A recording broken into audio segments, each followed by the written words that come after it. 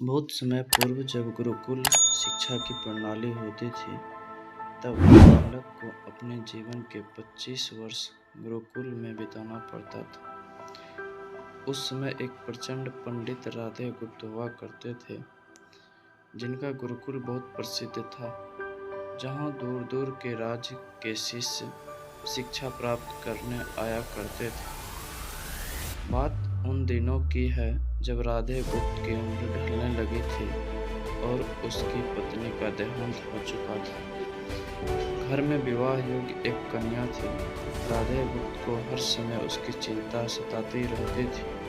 वह उसका विवाह एक योग्य व्यक्ति से करना चाहते थे, जिसके पास संपत्ति भले ना हो पर वह कर्मठ हो, जो किन्हीं की परिस्थिति में उसकी बेटी को खुश रखे और उचित समय पर उचित निर्णय ले सके।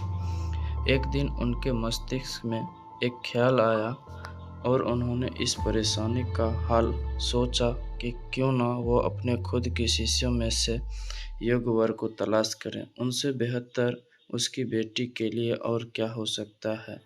इस कार्य के लिए उन्होंने बुद्धिमान की परीक्षा लेने का निर्णय लिया और सभी शिष्यों को एकत्र किया। राधे गुप्त ने सभी से कहा कि वे एक परीक्षा आयोजित करना चाहते हैं, जिसमें सभी की बुद्धिमानी का परिचय होगा। उन्होंने सभी से कहा कि उन्होंने अपनी पुत्री के विवाह की चिंता है, जिसके लिए उनके पास पर्याप्त धन नहीं है।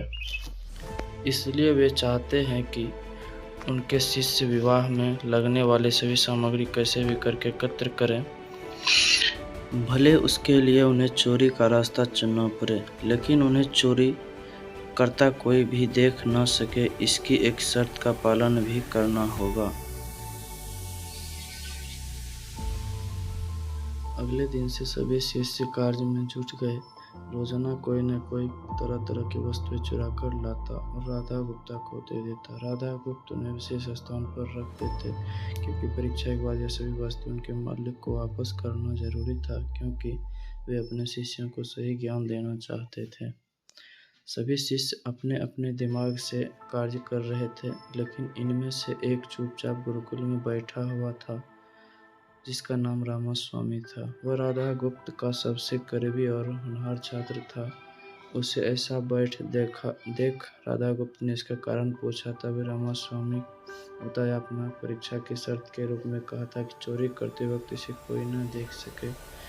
इस प्रकार अगर हम अकेले में भी चोरी करते हैं, तब भी हमारी अंतरात्मा उसे देख रही है। हम खुद से नहीं छिपा सकते। इसका अर्थ यह है कि चोरी करना व्यर्थ है। उसकी यह बात सुन राधा गुप्त के चेहरे पर खुशी छा जाती है। वे उसी वक्त सभी को एकत्र करते हैं और पूछते हैं कि आप सब ने जो चोरी की, क्या उसे किसी ने देखा? सभी कहते हैं नहीं। तब राधा गुप्त ने कहते हैं, क्या आप अपने अंतर मन से भी इस चोरी को छिपा सके? सभी को बात समझ आ जाती है और सबका सिर नीचे झुक जाता है, सिवाय रामास्वामी के। राधा गुप्त रामास्वामी को बुद्धिमानी की परीक्षा में अव्वल पाते हैं और सभी के सामने कहते हैं, यह परीक्षा मेरी पुत्री के लिए उचित वर तलाशने के लिए रखी गई थी। इस प्रकार मैं रामास्वामी का विवाह अपनी पुत्री के साथ तय करता हूँ। सभी खुशी से झूम उठते हैं, साथ ही चुराई हर एक वस्तु उसके